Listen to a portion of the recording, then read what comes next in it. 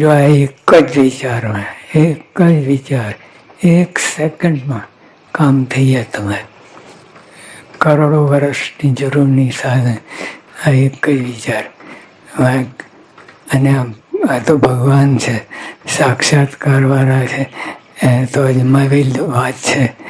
અને બધા કરોડોને કલ્યાણ કર્યું એ બધાનો આ સ્વભાવ ને આ દુશ્મનાટ રખાવાની વાત કરી તો એ આપણને જાણવું જોઈએ. સ્વભાવ છે મૂળ આપણે જોઈએ, તપાસ કરી દે. ભલા હોય, ગમે હોય, મોટા હોય, આમ સ્વભાવ એને અભડાવી દે. એક જો મારે કે માન હોય જરાક, ગમે એવો મોટો હોય, ગમે હોય, પણ એક જરાક માનની છાંટ બહાર આવે, જરાક આવે છે અંતરમાં હોય તો આવે. કોક વખત આવે, રોજ ના આવે, પણ એને બધું કીડી મકોડી કરી નાખે.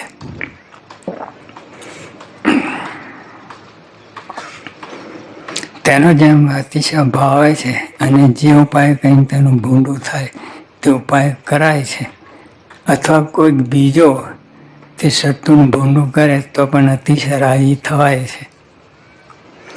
તેમ જે મોક્ષને અર્થે યત્ન કરતા હોય, મોક્ષની વાત છે, બીજી સામાન્ય વાત નથી. મોક્ષ ફાઇનલ, એનાથી ઉપર કોઈ મોક્ષ કોઈ કલ્યાણ છે નહીં. તો મહારાજ એ જ વાત કરે છે. ભગવાન પૂર્ણપુરુષમ આવ્યા, પૂર્ણપુરુષમ નારાયણ આવ્યા, બીજી કચરા જેવી વાત એમને રૂચે જ નહીં. PhDનો ક્લાસ લે છે અને આમાં બધા બાળકો ઘૂસી જાય PhDની ક્લાસમાં, તો બાળકોને સુખ ના આવે અને પ્રોફેસરને સુખ ના આવે, એવું છે. પણ તો મહારાજ આપણી સાથે વર્તે છે. મૂળ તો સ્વભાવ જ કાઢવાની વાત છે, સ્વભાવ. અને સ્વભાવ નીકળી જાય તો પ્રશ્ન રહે નહીં. અને એટલા માટે મહારાજ પ્રયત્ન કરે છે, ધીમે ધીમે ધીમે કરે છે. આપણી કક્ષાઓ પ્રમાણે કક્ષા જોઈને આપણે પણ એમને સ્વભાવ જ કાઢવા છે, બીજું કોઈ વાત છે નહીં.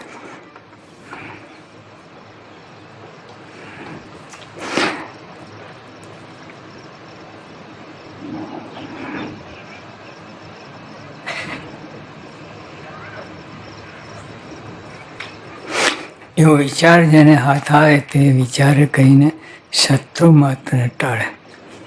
1 સેકન્ડમાં કામ થાય. જો આ વિચાર આવે, અને વિચાર સાધન બીજી કોઈ વાત નથી કરી, આ જ વાત કરી છે મહારાજે. એક જ વિચાર 1 સેકન્ડમાં કામ થઈ જાય. અનંત જન્મથી જે કામ ના થાય એ એક સેકન્ડમાં થઈ જાય. એવો વિચાર મારા સર્વોપરી વિચાર આપે છે. અને જ્યારે કંઈક સંત એ કામાદિક શત્રુ નિંદા કરે તથા શત્રુને ખોદે, તેમાં જેને મોરે કયો એવા વિચાર હોય તેને તે સાધુનો ભાવ આવે નહીં. સામે તે સાધુનો અતિશય ગુણ લે. જે યોગીઓ તો સ્વભાવ હતા જ નહીં, પણ તારે સ્વામી કે કોઈક મને ટોકે વળે તો મને બહુ ગમે. હવે આ સ્વભાવ બધા કોઈને ટોકે ગમે? એક જરાક છંછેડે, જરાક તો એસી તેસી કેટલું બધું બોલી નાખે, કોર્ટ કચેરી થઈ જાય, ત્યાં સુધી પહોંચી જાય. તો યોગીઓ ભાઈ કેવું સ્વભાવ છે જ નહીં. 1000 ગૌ છેટું ભાગે સ્વભાવ. પછી એ પણ બોલે કે મને કોઈ ટોકે વળે તો બહુ ગમે. કેવી ભાવના છે. અને ભાવના નથી, એ તો મૂર્તિમાન. એમણે એ તો વિજ્ઞાનદાસ સ્વામી 17.5 વર્ષ રહ્યા અને કેટલું ગમ્યા છે. પડે દિવસમાં કેટલી વાર, પણ તો એ અવગુણ લીધો નથી. આપણે તો એક કલાકે રહી ના શકે. વિજ્ઞાનદાસ સ્વામી એવા ગુરુ હતા. પણ તો એ યોગીઓ આપણે 17.5 વર્ષ પસાર, અને પસાર કાંઈ એનો વાંધો નહીં, કેફમાં બળમાં જ રહે. આટલું બધું ટોકે વળે. અને એમની કોઈ દિવસ વાત કરી નથી ક્યારે વિજ્ઞાનદાસ આવા તેવા, કોઈ મનમાં જ નથી. અને સ્વામી કહે કે ગુરુ મને મારે તો હાથ તો સીધો રહે, નહીં તો ગુરુ મારે ગમે હોય તો હાથ આમ તો થઈ જાય. યોગી કે સીધા જ હાથ રાખો અને ગુરુ રાજી કરો, માર ખાઈને રાજી કરો. કેવી વાત! એ મૂર્તિ અલૌકિક, જોટો જડે નહીં હોય. અને જ્યારે કોઈક સંત કામાદિક શત્રુ નિંદા કરે ત્યારે શત્રુને ખોદે, તેમાં જેને મોરે કયો એવો વિચાર હોય તે સાધુનો ભાવ આવે નહીં. સાધુનો ભાવ પ્રશ્ન પતી ગયો. જે આપણને બધા નડે. આ સાધુ મારા શત્રુને માર્યાનો ઉપાય કરે છે, માટે મારા પ્રમેત. હવે આપણો કોઈક શત્રુ હોય કોઈક, અને આપણને, અને એ શત્રુને કોઈક મારતો હોય અને આપણો શત્રુ હોય, પણ એ કોઈક એને મારતો તો કેટલા રાજી થઈએ. હવે આપણે લેવા દેવાની પાર પાડે છે એટલે આપણે રાજી થઈએ. એમ સ્વભાવને શત્રુ માને એને આ પ્રશ્ન થાય કે બીજા કોઈ આ સ્વભાવને ખુદે તો રાજી થાય. એ આપણે બનતો જ નથી. સ્વભાવને એટલો તો પક્ષ રાખીએ છીએ આપણે, એનાથી જુદા પડતા નથી. અને બધી આ રામાયણ ઊભી થાય છે. આ સાધુ મારા શત્રુને માર્યાનો ઉપાય કરે છે, માટે મારા પરમ હેતુ છે. આવી જાતનો વિચાર જેના હૃદયને વિશે પ્રાપ્ત થયો હોય તે શત્રુ માત્ર નાશ કરી નાખે, અને કોઈ ભૂંડો સ્વભાવ તેના હૃદયને વિશે રહી શકે નહીં. કોઈ એકાંતિક થઈ ગયો, એકાંતિક લક્ષણ જ આ છે. શત્રુ સ્વભાવ સાથે એને શત્રુ પરમ શત્રુ જ માને છે. એને સાથે જોડાણ નહીં, ભગવાન સાથે જોડાણ હોય, શત્રુ સાથે નહીં, સ્વભાવ સાથે જોડાણ નહીં.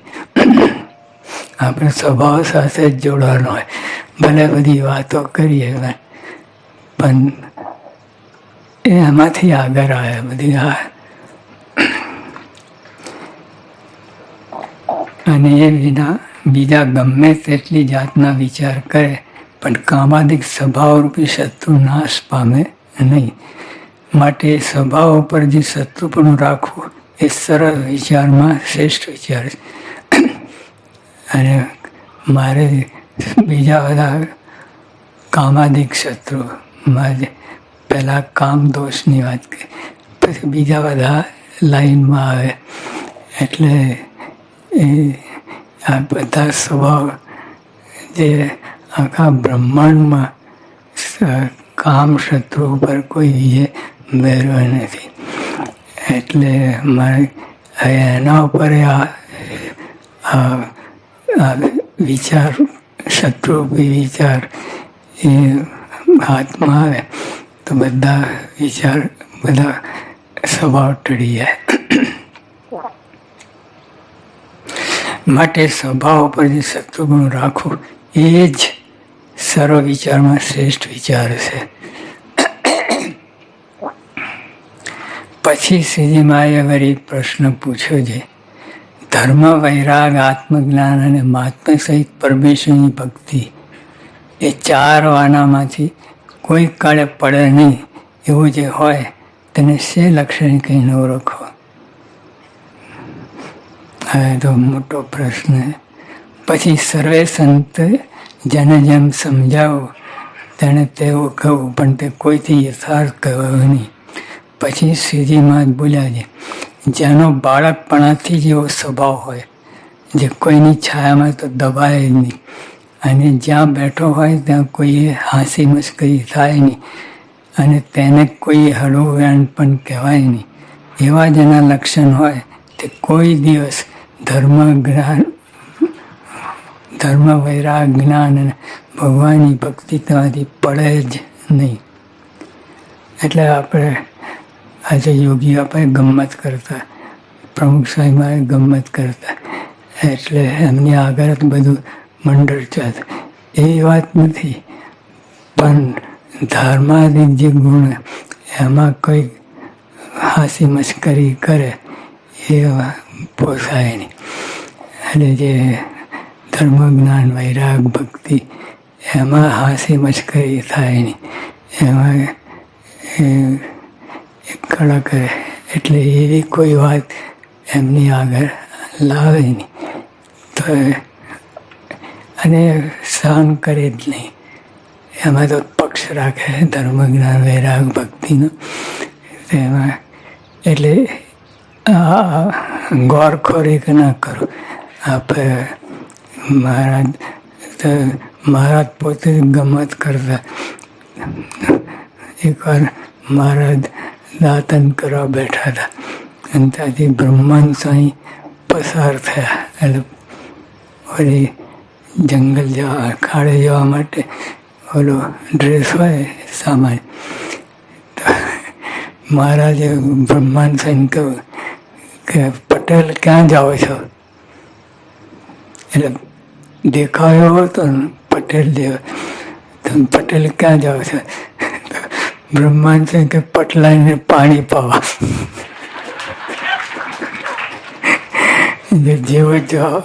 જેવો પ્રશ્ન એવો જવાબ હતો મારા બ્રહ્માંડ છે. એટલે એવી ગમ્મત કરતા હોય, પણ ધર્મ જ્ઞાન હોય એના વિરોધમાં એમને કોઈ ધર્મ આવો છે, આમ છે, એ બધી વાત કહી જરાય ગમે નહીં. એટલે એવી વાત છે.